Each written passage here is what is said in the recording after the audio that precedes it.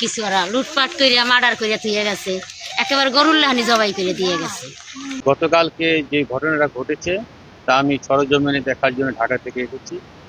আর আমি এখানে যা দেখলাম, আমি আমার অফিসারদের সাথে কথা বলে একটি তদন্ত পূর্ব যত রকম ব্যবস্থা নেওয়া যায় এবং আইন শৃঙ্খলা রক্ষা এবং আইজিপি স্যারের নির্দেশ, আমাদের স্বরাষ্ট্রমন্ত্রী স্যারের নির্দেশ মোতাবেক আমি এখানে এসেছি। এবং এখানে এসে আমি যেটা দেখলাম, সেখানে আসার পরে যেটা আমার দেখা হলো, আমি আইনগত যা যা পদক্ষেপ নেওয়া দরকার সব পদক্ষেপ নিব। আমার স্পষ্ট বার্তা যে কোনো রকম আইন শৃঙ্খলা বিঘ্ন ঘটে এরকম কোনো কিছু হতে দেওয়া হবে না। আইন শৃঙ্খলা বিঘ্ন ঘটে এরকম কোনো কিছু করতে দেওয়া হবে না।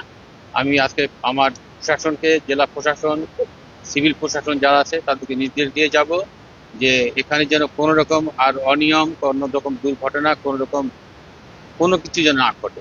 এই ব্যবস্থার জন্য তো আগে পুলিশ প্রশাসন ছিল, তারপরে আমি যেহেতু আসলাম, আমি জানার পরে যা বলতে পারবো যে তারা কি ব্যবস্থা নিয়েছে। আমি আপনার কাছ থেকে এই তথ্যটা পেলাম, আমি আমার প্রশাসনের কথা বলবো যে ইতিপূর্বে কি ঘটনা ঘটেছিল, এই ঘটনার পরিপ্রেক্ষিতে তারা কি পদক্ষেপ নিয়েছে সেটা জানার পরে আমি বলতে পারবো। কিন্তু সে আমার বক্তব্য স্পষ্ট যে আইন শৃঙ্খলা বিঘ্ন ঘটে এটা কোনো রকম ঘটতে দেওয়া যাবে না। আইন শৃঙ্খলা যাতে সুশৃঙ্খলভাবে থাকে এটা আমার পুলিশ প্রশাসনের কাছে আমার নির্দেশ থাকবে। এবং এখানকার যারা শান্তিপ্রিয় জনগণ রয়েছেন তাদেরকে নিরাপত্তা দেওয়ার জন্য, তাদের শান্তি শৃঙ্খলা রক্ষার জন্য যে সমস্ত পদক্ষেপ নেওয়া দরকার আমরা সেই সমস্ত সব পদক্ষেপ নিব।